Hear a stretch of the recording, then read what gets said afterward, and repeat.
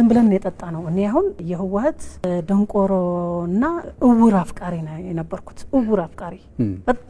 በጣም ነው የሚያስለቅሰው ባይዘው የትግራይ ነገር በጣም የሚያሳዝን ነገር ነው ሪሊ ሶሪ እንግዲህ እድሜ ልክ ዝም ብሎ ለጦርነት እንደተፈጠረ ህዝብ መሪ ምን ማለት እንደሆነ ግን በእኛ ማለት ሌላ ሪፈርም ማድረግ እንትን አትፈልግም ከኛ መማር ነው ያለቀሰችው ወጣት በቃ ልክ እኮ ነው እኛ መሪዎች አናለቅስም መሪ አያለቅስም እነዛ ጦርነት ወደ ጦርነት እንግባ የሚሉ ልጆቻቸው ጦርነት በፊት ለፊት አሰልፉ ቢባሉ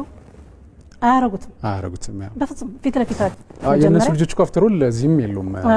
ፊት ለፊት መጀመሪያ ልጅህን አሰልፍ ፊት ለፊት ቢባል እኮ አያደርገው እናት ግን ምን እንዴት እንደምታለቅስ ባይዘው አሁን ወጣት እኔ በጣም ነው ደስ የሚለኝ ወጣቱ በቃ መረጃውን ድሮም እኮ እኛ ነን የገደልነው ማንኛውም ሰው ትክክለኛ መረጃ ካገኘ ትክክለኛ መረጃ ማወቅ የሚፈልግ ማለት ነው እንዳንዴ ሀቅ የማይቀበል እኮ አለ ሀቅ ተናግረው ሀቅ የማይቀበልም አለ ግን አብዛኛው ሰው ወጣቱን ያዩት ሀቅ ሲቀበል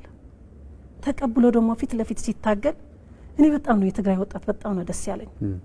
እሱን ብቻ አይደለም ድሮ እኮ ለህወሓት መቃወም እንኳን እንዲህ በመድረክ በዚህ እንትልል በመድረክም አይቻልም አሁን ግን ወጣቱ ሀቅ እየተቀበለ ነው ከጦርነት ሊቢያ ሄዶ እየሞተ እኮ ነው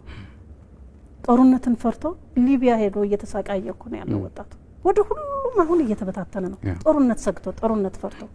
እና ጦርነቱ ወጣቱ በተለያየ መንገድ ሲታገል በጣም ነው ደስ የሚለኝ በጣም ምክንያቱም አላማው አወቀው የነዚህ አላማ ምንድነው ስለዚህ የነሱን ሁሉና ማረጋገጥ እንደሆነ ገባው የህዝቦች ሁሉና ሳይሆን የነሱ ሁሉና ማረጋገጥ እንደሆነ ገባውና ወጣቱን በፈለገው መንገድ